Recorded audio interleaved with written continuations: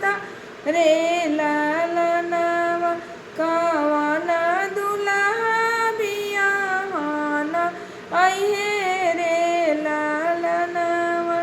सिखाहू ना पौनी पापा राम रसोइया हो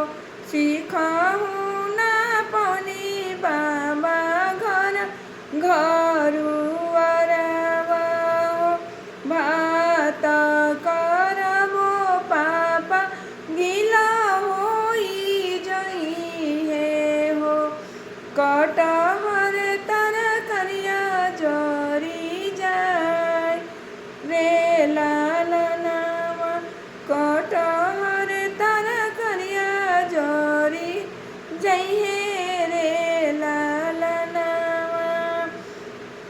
सिखाहू ना पौनी पापा दाल भात बनावे नहीं सिखनी आटा कैसे गूंदी रे लालनवा नहीं सिखनी बैगन तरकरिया रे लालनवा जरी खोरी जइहे पापा दलिया से बतावा जरी जइहे बैगन तरकारी रे लालनवा सासु गौरी अइहे पापा ननद गौरी अइहे हो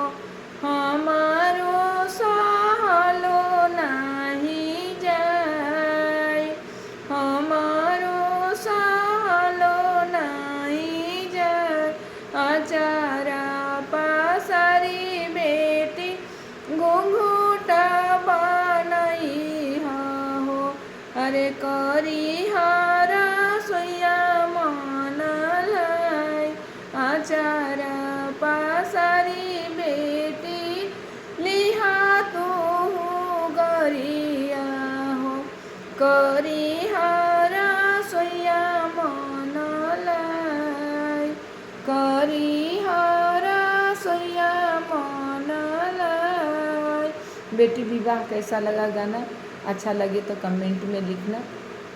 बताना और आगे आगे अच्छा गीत गाएंगे और बताएंगे देंगे आप लोगों को सुनाएंगे